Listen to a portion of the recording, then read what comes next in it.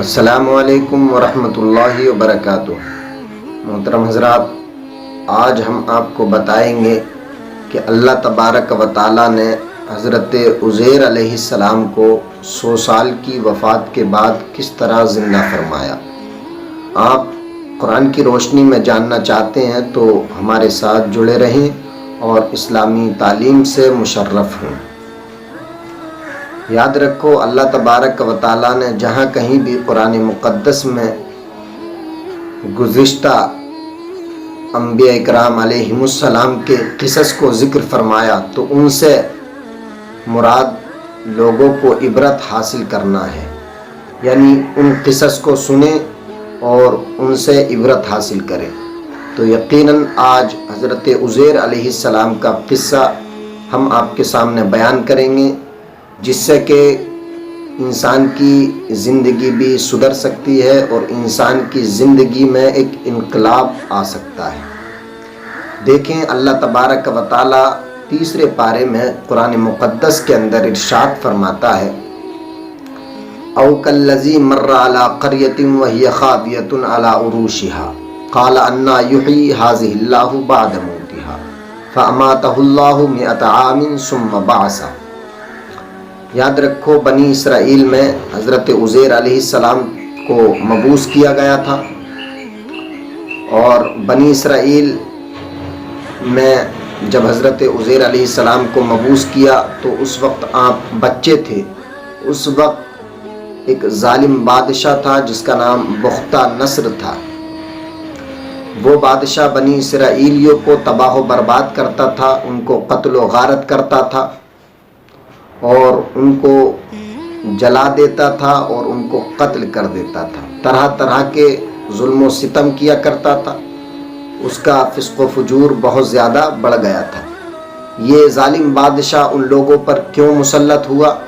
اس کی وجہ یہ رہی کہ جب اس وقت کے پیغمبر نے ان بنی اسرائیلیوں کو دعوت تبلیغ دینا چاہی اور ان کے سامنے حق اور باطل کو رکھا تو انہوں نے حق کے مقابلے میں باطل کو زیادہ ترجیح دی۔ اس بنا پر اللہ تبارک و تعالیٰ نے ان کے لیے ظالم بادشاہ بختہ نصر کو مسلط کر دیا۔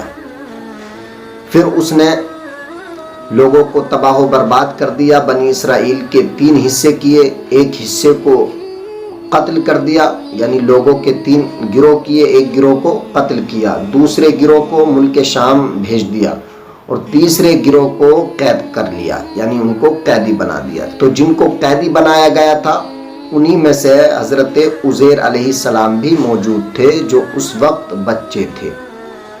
یوں ہی ایام گزرتے رہے، عرصہ گزرتا رہا، سالوں سال گزر گئے۔ پھر جب اس بختہ نصر نے لوگوں کو جو قید ہو چکے تھے ان کو آزاد کرنا چاہا اور آزاد کیا، تو انہی میں سے حضرت عزیر علیہ السلام تھے۔ جب حضرت عزیر علیہ السلام آزاد ہو گئے تو آپ کافی ہوش مند ہو گئے تھے اور کافی بڑے ہو گئے تھے۔ جیسے ہی آپ آزاد ہوئے تو آپ بیت المقدس کی طرف پہنچے۔ وہاں پر دیکھا کہ اس بختہ نصر ظالم نے وہاں کے لوگوں کو قتل کیا تھا، تو ساری بستی تباہ و برباد ہو چکی تھی۔ بیت المقدس میں دیکھا کہ وہاں کے مکانات سب ڈھہے پڑے تھے، سب کی چھتیں گری پڑی تھیں، سب کی دیواریں منہدم مسمار ہو گئی تھی۔ وہاں پر جانے کے بعد حضرت عزیر علیہ السلام نے دیکھا وہاں کے باغات پھلوں سے لدے ہوئے ہیں، کوئی کھانے والا نہیں ہے۔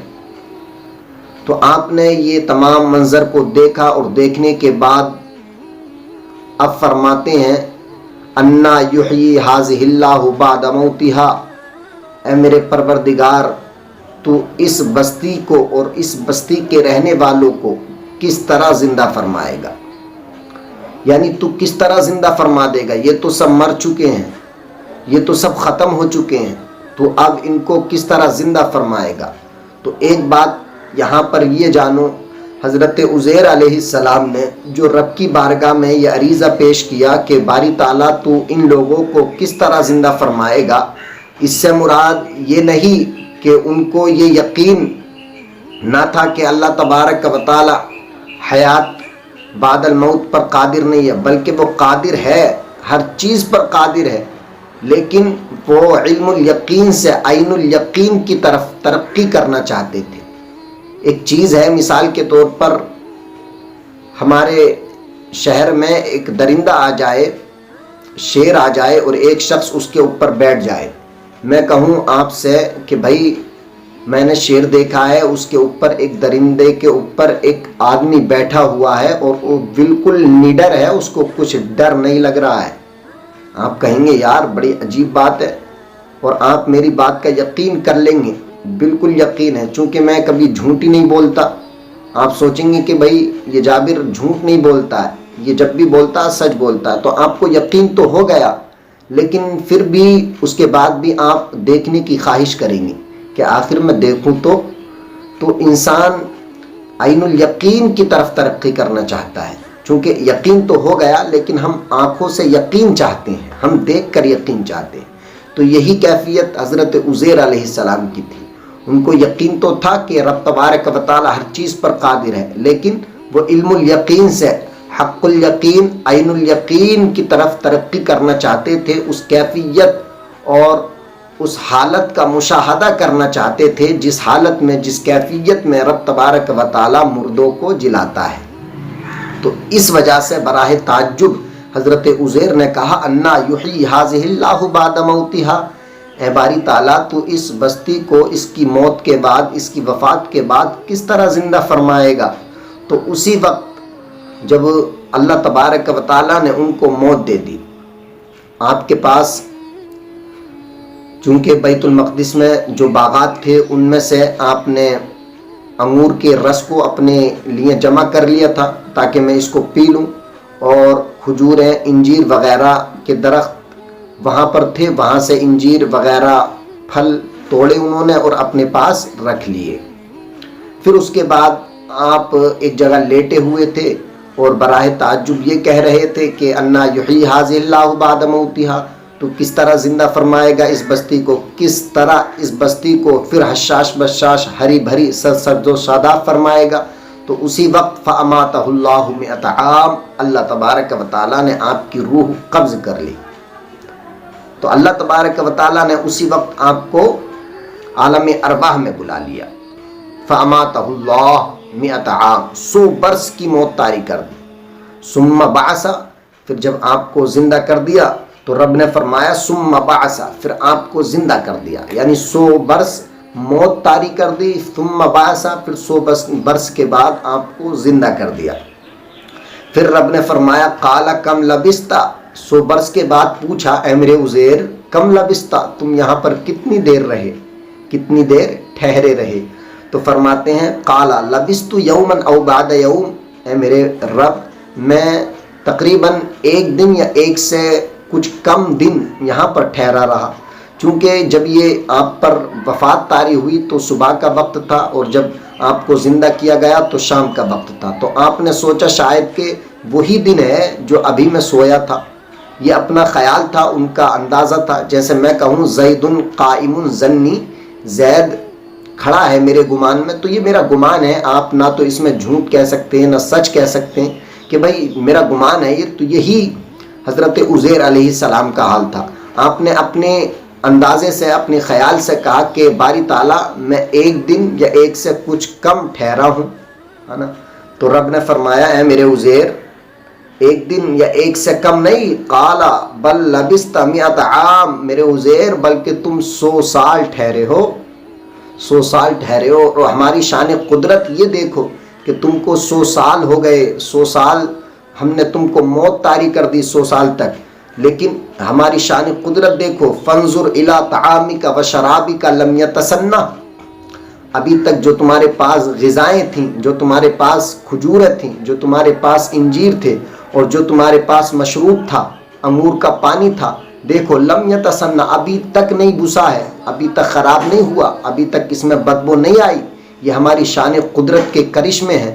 100 سال گزر گئے، اس کے بعد بھی تمہاری غذائیں اور تمہاری مشروب ابھی تک خراب نہیں ہوا۔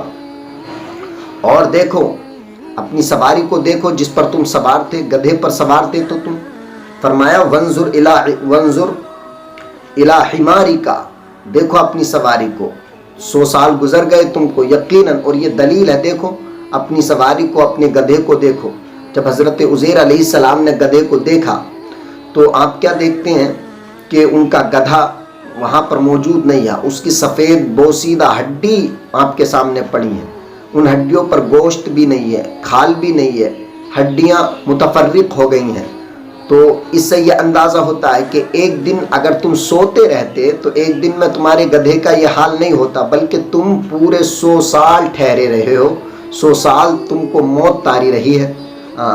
तो ये दलील है इस बात की कि मेरे उज़ैर देखो, वंजुर इला हिमारी का, तुम अपने गधे को देखो, और इस गधे को देखो, वलिनजअलका आयतल लिन्नास, हमने आपके लिए आयतल लिन्नास, ये निशानी बना दिया है लोगों के लिए गधे को, यानी तुम्हारा जो गधा है हमने इसको लोगों के लिए निशानी बना दिया है। देखो वंजुर इलल इज़ाम, इसकी हड्डियों को देखो किस तरह पड़ी हैं, एक दूसरे से जुदा हैं और बोसीदा हो चुकी हैं, इनकी गोश्त पोस्त सब अलग अलग है, सब ख़त्म हो चुका है। अब देखते रहो, एक गैबी आवाज़ आई, हड्डियाँ जुड़ जाएं, तो वो तमाम हड्डियाँ जो मुतफर्रिक थीं वो यकजा हो गईं। जिस तरह बिल्कुल सही और सालिम होती थीं, इसी तरह वो हड्डियाँ एक जगह एक दूसरे में जुड़ गईं। फिर उसके बाद आवाज़ आई कि ए गोश्त इन हड्डियों पर चढ़ जा, तो वो गोश्त उन हड्डियों पर चढ़ गया, और फिर उस गोश्त पर खाल आई, खाल पर बाल आए। फिर रब ने फरमाया कैफ़ नुनशिज़ुहा सुम्मा नक्सूहा लहमा, मेरे उज़ैर देखो तुम हम इसको तुम्हारे गधे की हड्डियों को और तुम्हारे गधे को किस तरह जमा करते हैं, सुम्मा नक्सूहा लहमा, फिर हम इस पर किस तरह गोश्त चढ़ाते हैं। तो वो हज़रत उज़ैर अलैहिस्सलाम के देखते देखते वो गधा बिल्कुल हशाश बशाश नज़र आने लगा, वो मुस्कुराने लगा, हिनहिनाने लगा। फिर उसके बाद जब गधा तैयार हो गया, बिल्कुल उसको दोबारा ज़िंदा कर दिया, और इस गधे को लोगों के लिए अल्लाह तबारक व तआला ने निशानी बना दिया। तो अब हज़रत उज़ैर अलैहिस्सलाम उस मकाम से उठे, और उठने के बाद फिर उसी गधे पर सवार हो गए जो गधा 100 साल से पहले मर गया था। उसी गधे पर सवार हुए, सवार होकर फिर जहां आप रहते थे वहां पहुंचे, अपने मकान पर कयासन पहुंचे, और वहां पहुंचने के बाद चूँकि आपकी खातिमा पहले रहती थी वो बूढ़ी हो चुकी थी और नाबीना हो चुकी थी। वहां पर पहुंचे और पहुंचने के बाद कहा, ए बूढ़ी, ए माँ बूढ़ी, तुम क्या उज़ैर के मकान को जानती हो? उन्होंने कहा, बेटा तुम कौन हो? आखिर उज़ैर को तो 100 साल हो गए लापता हुए, अब उज़ैर को पूछने वाला कौन है? आपने कहा, अल्हम्दुलिल्लाह मैं ही उज़ैर हूँ, सुभान अल्लाह। तो उस बुढ़िया ने बराहे ताज्जुब कहा कि उज़ैर, अब तक उज़ैर बाकी है? उज़ैर, अगर तुम उज़ैर हो तो याद रखो उज़ैर तो मुस्तजाबुद दावात था, वो जो दुआ रब की बारगाह में करता था, रब की बारगाह में उसकी दुआ मकबूल हो जाती थी। अब देखो मैं नाबीना हो चुकी हूँ, अगर तुम उज़ैर हो तो मेरे लिए दुआ कर दो, मेरी रोशनी वापस आ जाए। तो हज़रत उज़ैर अलैहिस्सलाम ने रब की बारगाह में हाथ उठाए, फ़ौरन आपकी दुआ कबूल हो गई और उस बुढ़िया की रोशनी वापस आ गई। वो पैरों से अपाहज हो चुकी थी, और हज़रत उज़ैर अलैहिस्सलाम ने उसके लिए भी दुआ की, वो पैरों से सही और सालिम हो गई। उस बुढ़िया ने यकीन किया कि कुछ भी हो यही उज़ैर है। अब वो बुढ़िया बड़ी खुश हुई। खुश होने के बाद हज़रत उज़ैर अलैहिस्सलाम को एक मजलिस में ले गई जहाँ पर आपके पोती पोता और बेटे बेटी थीं। वहाँ पर जब पहुँची तो उस बुढ़िया ने कहा, ए लोगों देखो ये उज़ैर हैं। लोगों ने बड़ा तमस्खुर किया, बड़ा मजाक किया कि भाई अब तक उज़ैर कहाँ बाकी हैं। तो लोगों ने कहा कि अच्छा तुम ही उज़ैर हो। तो उनमें से उनका बेटा था जिनकी उम्र 118 साल की हो चुकी थी। उसने कहा, अगर तुम मेरे बाप हो तो याद रखो मेरे बाप उज़ैर के 2 शानों के दरमियान एक चांद नुमा काले रंग का एक मस्सा था। अगर मेरे बाप आप उज़ैर हैं तो वो शानों के दरमियान जो मस्सा था वो दिखाइए। जैसे ही हज़रत उज़ैर अलैहिस्सलाम ने आप अपनी क़मीस मुबारक को उतारा तो यकीनन वो आपका जो मस्सा था वो हशाश बशाश सूरत में चमक रहा था। तो लोगों को यकीन हो गया, हाँ यही उज़ैर है। लेकिन कुछ लोगों ने कहा कि भाई ابھی اور اندازہ کر لیں، حضرت عزیر علیہ السلام کی تو توریت زبانی یاد تھی، اگر یہ عزیر ہیں تو ان سے توریت سنو۔ جب حضرت عزیر علیہ السلام سے اتنا کہا کہ توریت سناؤ، تو آپ نے توریت سنا بھی دی اور لکھوا بھی دی، سبحان اللہ۔ پھر لوگوں نے کہا کہ بھائی اب اس کا اندازہ کیسے کریں کہ یہ صحیح پڑھ رہے ہیں یا غلط کہہ رہے، تو انہی لوگوں میں سے کہا کہ ہمارے آباء و اجداد سے ہم یہ سنتے آ رہے ہیں کہ جب بختہ نصر بیت المقدس پر نافذ ہوا تھا، اس کی حکومت نافذ ہوئی تھی، تو اس نے تباہ و بربادی کی بنا پر اور تباہ و بربادی مچائی اور قتل و غارت کی، اور توریت کے جو نسخے تھے ان کو جلا دیا اور دفن کر دیا۔ تو اس وقت ہمارے آباء و اجداد سے یہ چلا آ رہا ہے کہ ایک توریت کا نسخہ انگور کے درخت کی جڑ میں دفن کر دیا تھا، اگر آپ اس کو تلاش کر لیں تو وہ مل جائے گا، اور پھر اس سے ہم ملا لیں گے کہ حضرت عزیر یہ ٹھیک کہتے ہیں، یہی عزیر ہیں۔ تو جب اس جگہ کو تلاش کیا تو وہاں پر توریت کا جو پرانا نسخہ تھا وہ مل گیا، لیکن پھر جب حضرت عزیر علیہ السلام کی پڑھی ہوئی توریت اور لکھی ہوئی توریت جب اس نسخے سے ملائی گئی تو حرف بحرف اسی طرح تھی۔ پھر سب نے یقین کر لیا ہاں یہی عزیر ہے۔ پھر رب نے فرمایا فلما تبین لہ، جب ہم نے سارا معاملہ ان کے لیے ظاہر و باہر کر دیا کہ ہم مردوں کو کس طرح جلاتے ہیں، ہم مردوں کو کس طرح زندہ کرتے ہیں، ہم ایک بستی کو، مری ہوئی بستی کو کس طرح حشاش بشاش اور خوشنما صورت دے دیتے ہیں۔ قال اعلم ان اللہ علی کل شیء قدیر، تو بولے اعلم کہ میں جانتا ہوں یقیناً اللہ تبارک و تعالی ہر ممکن شے پر قادر ہے، یقیناً میں پہلے سے ہی جانتا ہوں اللہ تبارک و تعالی ہر ممکن شے پر قادر ہے، لیکن حضرت عزیر نے کہا میں علم الیقین سے عین الیقین کی طرف ترقی کرنا چاہتا تھا، اور میں دیکھنا چاہتا تھا کہ رب تبارک و تعالی کس طرح اپنے بندوں کو اور کس طرح مردوں کو زندہ فرماتا ہے۔ تو دوستو دیکھا آپ نے، اللہ تبارک و تعالیٰ نے ایک گدھے کو 100 سال کی وفات کے بعد زندہ فرمایا، اور حضرت عزیر علیہ السلام کو 100 سال مردہ رکھا، پھر اس کے بعد جلایا۔ تو یقیناً دوستو ایک دن ہم کو بھی مرنا ہے، اور پھر ہم کو قبر میں اور حشر میں سب اپنے کیے ہوئے اعمالوں کی سزا دینی ہے۔ کیا ہے، ہم کو سزا ملے گی، ہم کو اس کا بدلہ دینا ہے ہر چیز کا۔ اللہ تبارک و تعالیٰ نے ایک جگہ فرمایا فَمَنْ يَعْمَلْ مِثْقَالَ ذَرَّةٍ خَيْرًا يَرَهُ وَمَنْ يَعْمَلْ مِثْقَالَ ذَرَّةٍ شَرًّا يَرَهُ، ذرہ برابر بھی اگر کسی نے نیکی کی ہوگی تو اس کو دکھائی جائے گی، برائی کی ہوگی تو اس کو دکھائی جائے گی۔ تو دوستو اپنے دلوں میں ایک دوسرے سے جو بغض، حسد، کینہ ہے اس کو دور کر دو۔ یقیناً اگر آپ کے دل میں بغض، حسد، کینہ، تکبر ہے تو آپ چاہے کتنی ہی نمازیں پڑھیں، کتنے ہی روزے رکھیں، کوئی قبول ہونے والا نہیں ہے، چونکہ جس عبادت میں ریاکاری آ جائے وہ عبادت رب کی بارگاہ میں مردود ہو جاتی ہے۔ تو دوستو چند روزہ زندگی ہے، اس دنیا کے چکر میں نہ پڑیں، صرف دنیا کو اپنا مسکن نہ بنائیں۔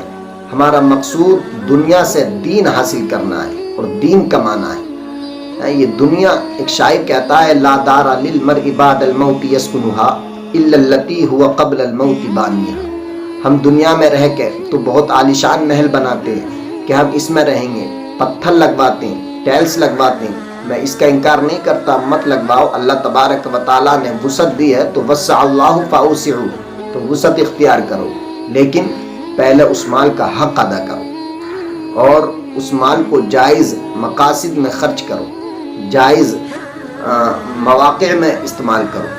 یاد رکھو اللہ تبارک و تعالیٰ نے انسان کو اگر وسعت دی ہے تو اسے چاہیے کہ وسعت اختیار کرے۔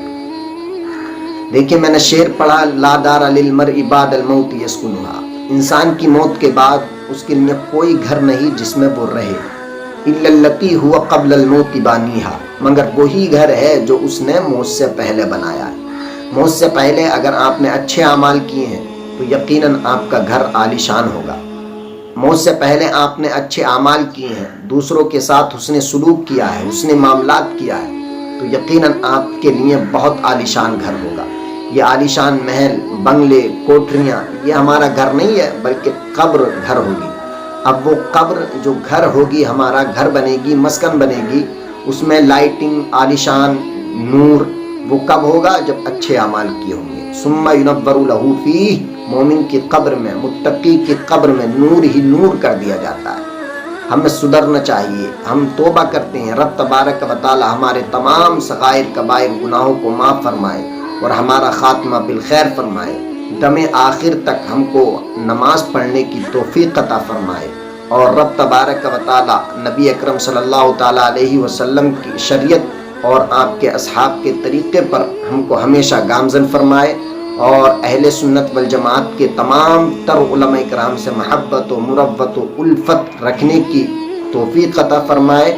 آمین ثم آمین. وآخر دعوانا ان الحمد للہ رب العالمین.